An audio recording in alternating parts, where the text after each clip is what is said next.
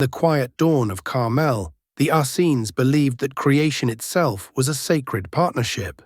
Spirit flowed through both masculine and feminine forms, two hands of one creator shaping the world. To them, woman was not secondary, she was the vessel through which light entered form. Cayce said the Essenes were among the first to restore equality between the sexes after centuries of forgetting. Within their order, women taught beside men, healed the sick, and received visions of prophecy. They were channels of inspiration, midwives of spirit, keepers of rhythm between heaven and earth. In their stone courtyards, the feminine was not idolized nor confined. It was honored as balance. They taught that when either pole dominates, the soul loses harmony. When both serve one another, the divine pattern reveals itself. Within the Essene temples, young girls learned the arts of healing, scripture, and sacred music. They practiced silence, knowing that the still voice within carried more truth than 1,000 scrolls. They discovered that every tone of the human voice could awaken or soothe, that harmony itself was prayer. Cayce said that among these women, Mary shone brightest. Her life revealed what the feminine spirit could become when perfectly aligned with the divine will.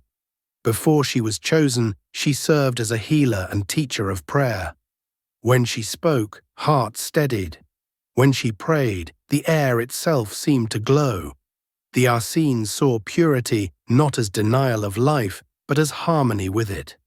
Chastity meant alignment, not repression. The body was the temple, yes, but the soul was the flame upon its altar. They believed the Messiah could only enter a world where the feminine was restored to dignity. For without balance, the divine could not take root. Cayce described that moment of annunciation as the flowering of a lineage that began long before Bethlehem, in the temples of Egypt, through the daughters of light who had prepared generation after generation for this very birth. But after the Christ came, the balance began to fade. As empires rose, the feminine voice was pressed into silence. Fear of power disguised itself as doctrine. The councils and hierarchies that followed rewrote holy language until the mother of the world became the servant of the world, and intuition was replaced by authority. Cayce said this loss of balance was not punishment, but a lesson in polarity. Humanity had leaned too far into mind, and now the heart waited its turn. Through long centuries, women carried the memory quietly. Through midwives and mystics, poets and saints, healers who lit candles in secret when the outer altars went dark. The Middle Ages brought a darker forgetting. Healing hands were branded as witchcraft. Wisdom spoken in a woman's voice was met with fire. Yet the Essene current never vanished. It flowed underground, in the songs of troubadours, in hidden orders that honored both sun and moon. Even in the monasteries, a few remembered the promise of Carmel, that truth is not male or female, but whole. As the centuries turned, the pendulum of history began to swing back. Science awoke, reason reclaimed the stage, and yet something essential was still missing: heart. Cayce said that modern civilization had perfected intellect but lost intuition. The mind of man had conquered matter but forgotten meaning. Only when the two joined again would peace return. He warned that imbalance between masculine logic and feminine compassion would manifest outwardly as unrest in the earth itself. And so it has. Turbulent climates, shifting poles, a planet mirroring humanity's inner dissonance. The call to restore balance is not moral alone, it is cosmic. The Essenes taught that every soul carries both energies within. The masculine acts, the feminine receives. The masculine speaks, the feminine listens. When the two meet in harmony, the Christ light can descend and dwell within the human form. They called this the sacred marriage of the Lamb, not a ritual of earth, but of spirit and soul. Cayce compared the 7 spiritual centers of the body to the 7 lamps before the throne. In awakening these centers, the heart, the thymus, served as bridge between the lower and higher realms. Love must precede wisdom, he said.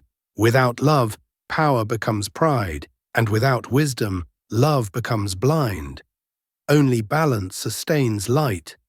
When the feminine was suppressed, those inner lamps dimmed. Humanity became top-heavy, brilliant in invention, poor in compassion. But now, as the age of Aquarius unfolds, the lamps are relighting one by one. Cayce foresaw this rebirth, the return of the intuitive heart, the rise of empathy as strength, the remembrance that cooperation is creation's law. He said many souls now reincarnating were once members of the Essenes community. They have returned to finish the work, to bring harmony through teaching, healing, music, and art. These souls often feel a quiet homesickness for something ancient and pure. That longing, Cayce said, is memory calling them back to service. And so the circle begins again.